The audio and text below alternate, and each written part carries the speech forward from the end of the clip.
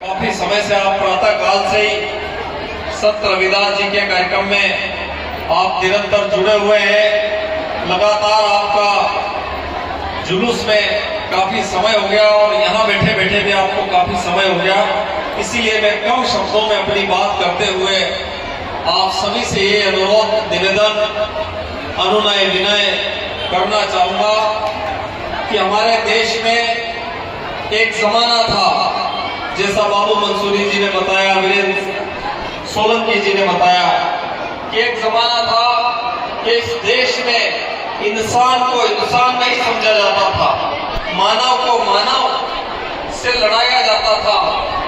ऐसा लगता था कि देश में कुत्ते बिल्ली आकर के घर में घुस जाते थे, बर्तन चाट जाते थे, लेकिन उस मनुष्य को मनुष्य नहीं समझा जाता था। ऐसे समय में संत शिरोमणि रविदास जी का जन्म होता है। कई संत हमारे देश में पैदा हुए। हम देखते हैं कि हमारे देश में इतने संत आए, अभी तक संत परंपराएं हमारे देश की रही। कई संतों ने आंखें मूंद करके वन कतराओं में बैठ करके ईश्वर भक्ति का भाव किया। कई संत महापुरुषों ने ईश्वर में लीन होकर के उन्होंने मोक्ष प्राप्ति के लिए काम किया। ऐसे कई संत हमारे देश में थे, लेकिन संत रविदास जी ऐसे निर्णय संत थे।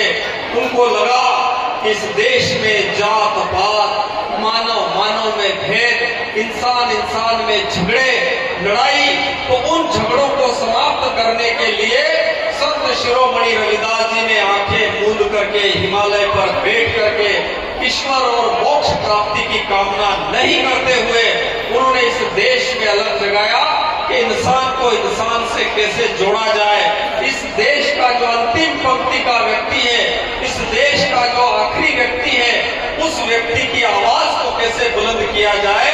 ऐसे संत शिरोमणि रविदास जी की जयंती मनाने के लिए आज हम एकत्रित आलोक तहसील में हुए हैं। निश्चित रूप से आप बधाई के पात्र हैं। जैसा पूर्व वक्ताओं ने कहा कि इस देश में जो एक ही बिरादर ऐसी है, एक ही समाज ऐसी है जो लगातार मेहनत करती है, ईमानदारी से काम करती है। अभी मैं बहनों को देख रहा था कि उन्होंने जो हमारे मंच पर जो हमारा समिति के लोग हैं, उन्होंने उनको इनाम स्वरूप जो कलश में अच्छा लेकर के आए, उनको फर्स्ट सेकंड और 3 मतलब तीनों तरीके से उन्होंने इनाम दिया, लेकिन वो इनाम वापस करके चले गए। ऐसी माताओं बहनों को और ऐसी माता जो हमारी समाज है, उनको मैं नमन करना चाहूंगा।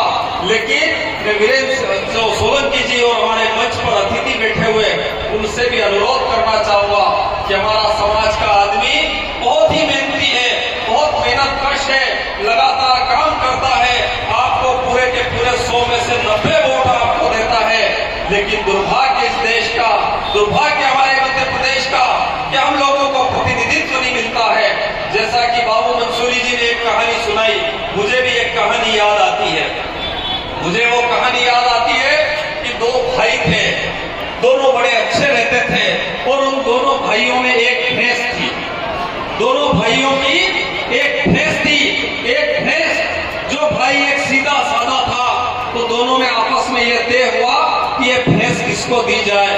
तो एक भाई बड़ा समझदार था, उस भाई ने कहा कि भैंस का जो आगे आगे का हिस्सा तेरा।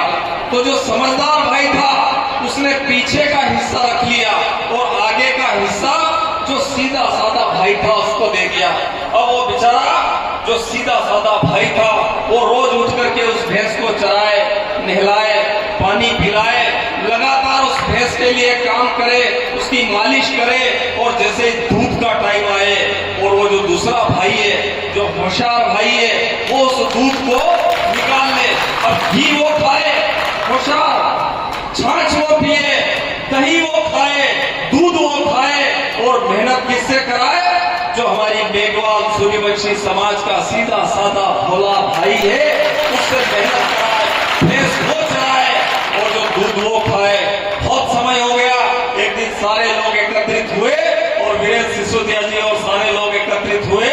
उन्होंने ये चिंतन मनन किया, उन्होंने पूछा कि आखिर हो क्या रहा, भैया बहुत दुबला हो रहा है कि साहब भैंस की तो रात दिन सेवा करता हूँ, अरे तुझे दूध भी नहीं मिलता, नहीं मिलता, मेरा हिस्सा आगे का आया।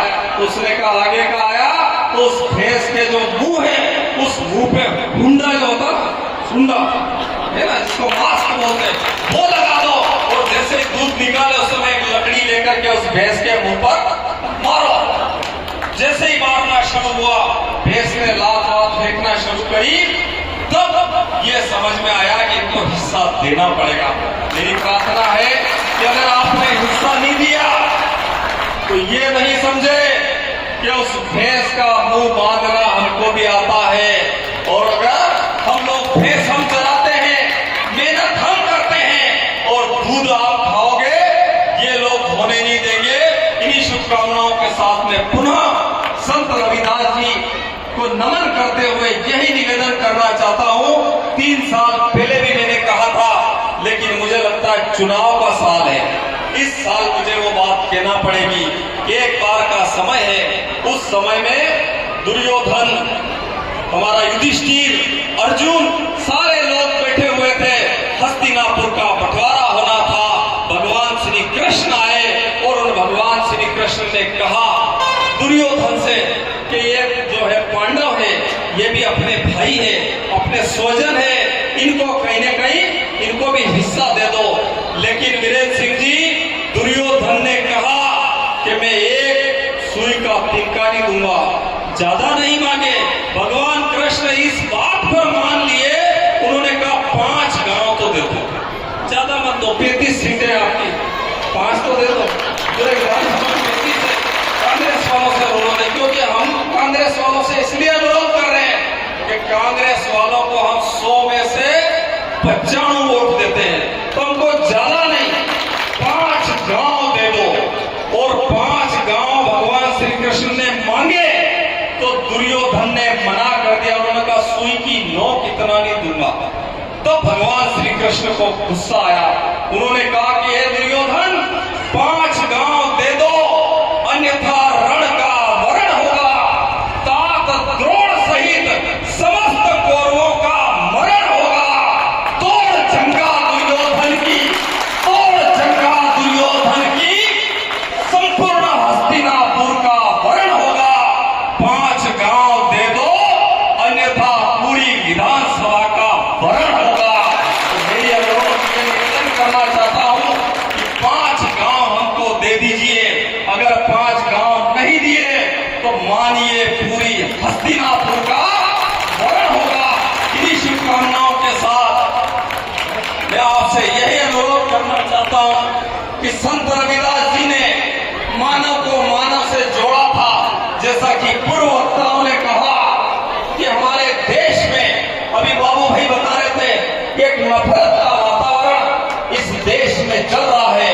लेकिन जिस पार्टी से मैं आता हूं, उस पार्टी में यही अनुरोध करना चाहता हूं कि एक ऐसा बिरला व्यक्तित्व हमारे नेता है राहुल गांधी जी, जिन्होंने इस देश में भारत जोड़ो के नाम से, इस देश में इंसान को इंसान से जोड़ने के नाम से, इस देश में सारे लोगों को एकत्रित करने के नाम से उन्होंने भारत जोड़ो यात्रा का आयोजन, भारत जोड़ो यात्रा का आयोजन किया।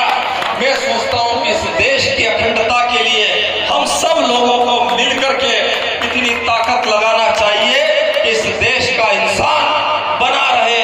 इसके साथ साथ मुझे एक बात और याद आती है कि एक बार स्कूल में जब बच्चे पढ़ रहे थे, अब बच्चे पढ़ रहे थे और एक टीचर ने कहा कि इस देश में जो है हमको भारत का जो नक्शा बनाना है, तो वो जो नक्शा था उस नक्शा को उस टीचर ने टुकड़े टुकड़े करके बच्चों को दिया कि इस देश को जोड़ के दिखाओ।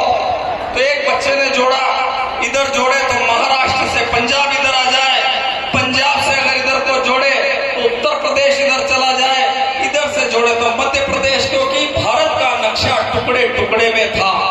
एक होशियार बच्चा था, राहुल गांधी जैसा व्यक्तित्व था, उसने उस नक्शे के पीछे पलट करके देखा तो उस पे एक आदमी का चित्र बना हुआ था। उस आदमी के चित्र पर हाथ को हाथ से जोड़ा, नाक को नाक से जोड़ा, कान को कान से जोड़ा, गर्दन को गर्दन से जोड़ा, और जब पूरे को जोड़ा तो ऐसा लगा कि पूरे देश में भारत का नक्शा जुड़ गया। जब तक हम आदमी को आदमी से नहीं जोड़ेंगे, जब तक हम देखेंगे कि ये देश बिल्डिंगों से बना है, हम देखेंगे कि लकीरों से बना है, हम देखेंगे कि ये जो देश है ये सरहदों से बना है, ये देश सरहदों से नहीं बना, ये देश बिल्डिंगों से नहीं बनता, ये देश जो है मकानों से नहीं बनता, ये देश बनाना है तो मनुष्यों से बनाना पड़ेगा, इंसानों से बनाना पड़ेगा। इसीलिए हमारे रविदास जी कहते थे, ऐसा राज चाहूं जहां सबन को मिले अन्न, ऊंच नीच सम बसे, तो रविदास रहे प्रसन्न। मैं सोचता हूं कि आपको संत रविदास जी की वाणी को चरितार्थ करते हुए सारी जातियां, सारे धर्म, हिंदू, मुस्लिम, सिख, ईसाई, राजपूत, ठाकुर, बनिया, ब्राह्मण, जितनी भी जातियां हैं, माली, धोबी, जितनी भी समाज है, सारी जातियां, इंसान जातियां को जोड़ करके संत रविदास जी के जो बताए हुए मार्ग पर चल करके, जब भी हमको लगता है कोई मनुष्य तकलीफ में है, कोई इंसान तकलीफ में है, तो उसकी तकलीफ को दूर करने के लिए हम सब लोगों को मिलकर के काम करना पड़ेगा। चूंकि मेरा स्वास्थ्य भी आज खराब है, इसीलिए मैं कम शब्दों में अपनी बात को करते हुए धन्यवाद। जय हिंद, जय रविदास जी।